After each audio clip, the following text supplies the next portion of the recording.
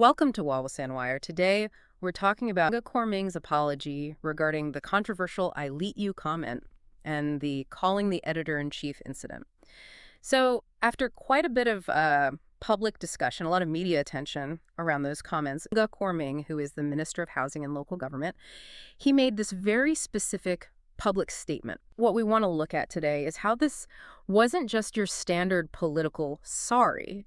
The way it was staged, the timing, the place, even the words he used really tells us a lot, doesn't it? About how these major political figures try to manage crises. Yeah, absolutely. And how they try to control the narrative Yeah. in, this incredibly fast news cycle we live in. Right. What's really clear right off the bat is that this whole thing had like two parts lighting the fuse. Okay. It wasn't just the I Lite You phrase itself, which some people already felt was a bit dismissive, Right. but it got way bigger, exponentially bigger, when he then mentioned being able to, quote, call the editor-in-chief. Ah, yes.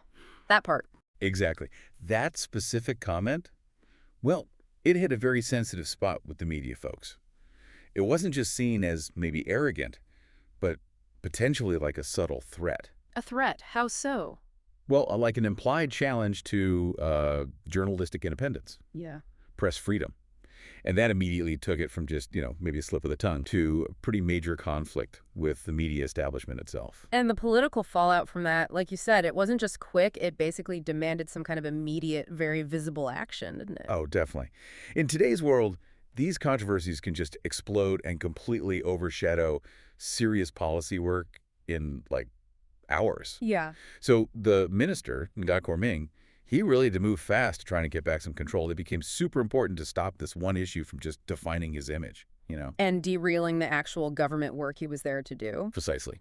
The clock was ticking, basically. Yeah. Which meant the response had to be, well, pretty carefully planned out. Okay, let's unpack that planning, that choreography, because the location wasn't just anywhere. The apology itself was delivered November 2nd, 2025, at a press conference. Mm-hmm. And the setting was Ipoh. Now, Ipoh's important for him politically, but the whole day leading up to that apology, that seems like a strategic setup in itself. Oh, it absolutely was. Choosing Ipoh, that was, well, quite clever. He spent the entire day deliberately building up this foundation of public goodwill by focusing completely on his job, his ministerial duties right there in the local constituencies. He was basically showing through his actions that, look, my priority is public service, regardless of whatever media storm is going on. So the day was structured to kind of stack the deck with positive news before getting to the difficult part. What exactly was on the schedule that day? It was a series of pretty high-impact, positive local events, things that showed him directly engaging with different community groups. Yep. So before that final press conference where the apology happened, he had three main stops. First, he was at the Ipoh Talmu Kiong Temple, handing over some allocations, which signals, outreach. Right, engaging specific communities. Exactly. Second, he officiated the opening of a temporary market in Pasir Puteh. That's about daily life, infrastructure, commerce. Very practical. Okay, tangible stuff. Very tangible. And finally, he officiated the opening of the Madani Park in Taman Manakawasagan. Again, all these things are concrete, positive outcomes. They reflect his role as Minister of Housing and Local Government.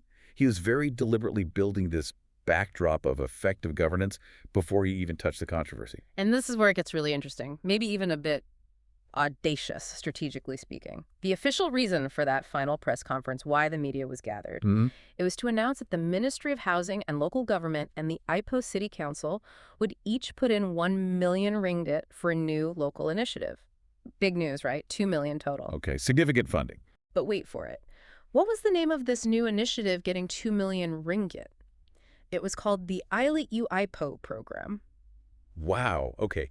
That is something else. That's almost a textbook example of like a co-option strategy, isn't it? Taking the exact phrase that caused the controversy The one that sparked the outrage. and deliberately neutralizing it by rebranding it as the name of a positive, high-value project for the city. So tying the controversial phrase directly to 2 million ringgit in public money. Yeah. It's an attempt to functionally erase the negative meaning and replace it with something positive, something local. I Lite You now means development in Ipoh, not whatever it meant before. But wasn't that a huge political gamble? I mean, if the goal was damage control, using the exact phrase I Lite You Ipoh for the program, Yeah. wasn't that almost daring the media to keep talking about the original incident? Or risk looking petty, right? Yeah. Focusing on a phrase when there's 2 million ringgit for the public good on the table. Look, it's definitely high-stakes political maneuvering. It shows a lot of confidence, maybe even audacity. Like, it shifts the focus dramatically. The gamble, presumably, was that the sheer size of the money, the public benefit, would be too big for the media to just ignore.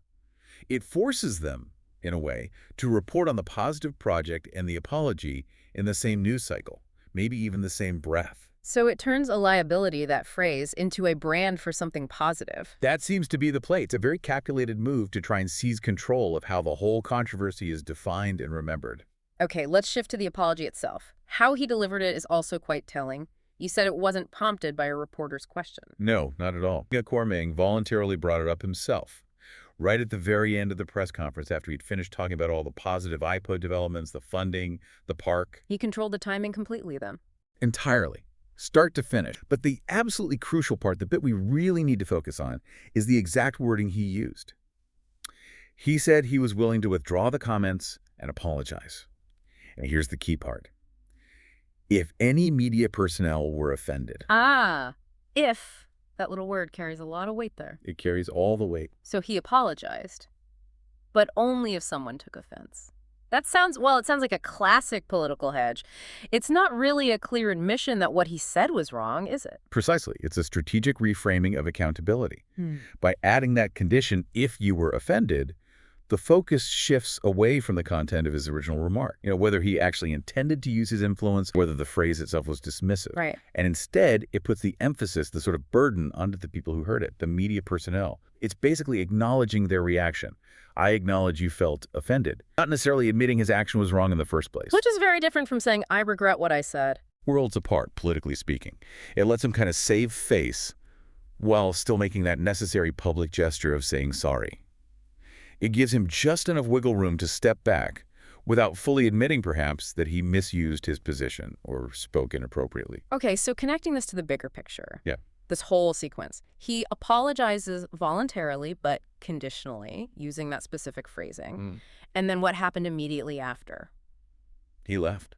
He apparently declined to take any further questions from the reporters right after making that statement. So offer the apology, sort of, Yeah. and then immediately exit stage left. That's a pretty good way to put it. It suggests a very clear intention. Close this chapter now, swiftly, decisively. Don't let it linger. Exactly. The goal seems to be preventing the press from getting those follow-up questions they definitely would have wanted to ask. Like asking about the intent behind the editor-in-chief comment. For sure. Or challenging that conditional, if you were offended, part of the apology. By leaving, he basically addressed the immediate PR problem, ticked the apology box, however conditionally. And then shut down the conversation. Shut down the information window, yeah. Prevent any more discussion that could keep the crisis alive. So thinking about all this, what does this whole episode tell us about how political controversies are handled today? This mix of, rapid response, strategically co-opting the language, the conditional apology, and then the immediate departure. Well, it really highlights the absolute importance of message control in modern politics, doesn't it? Seems like it. The minister, Nga Kor Ming, very cleverly used that platform in Ipoh, a stage where he was announcing positive local development, backed by 2 million ringgit as the exact place to address the media issue. Right, tying the two together. Subtly but powerfully. He essentially bundled his response to the controversy with all this positive news about his effectiveness as a minister, trying to make them inseparable in the public eye. It really brings us back to that core tension, doesn't it? Balancing a government official's responsibility to be, accountable and transparent on what they say versus the political need to manage their message and protect their image. The action was quick, you have to give him that. It showed responsiveness to the outcry. All right. But by not taking follow-up questions, it does limit how deep the resolution actually goes. It might put out the immediate PR fire, but maybe leaves that underlying tension with the press corps still simmering. That's a very real possibility. The fundamental issue of trust might not be fully addressed. So ultimately, maybe something for you, the listener, to consider. When a public figure handles a media crisis like this, issuing a statement that apologizes only if offense was taken, and then immediately cutting off any further dialogue, What message does that send about accountability? Yeah, it puts pressure on institutions, like the media, doesn't it? Mm. Either accept the statement as is or risk looking like you're picking fights over words when there's development funding on the line. It sets a pretty high bar, perhaps, for politicians aiming for total message control. It really makes you think about the dynamics between politicians and the press today. Remember to like and subscribe for more videos like this.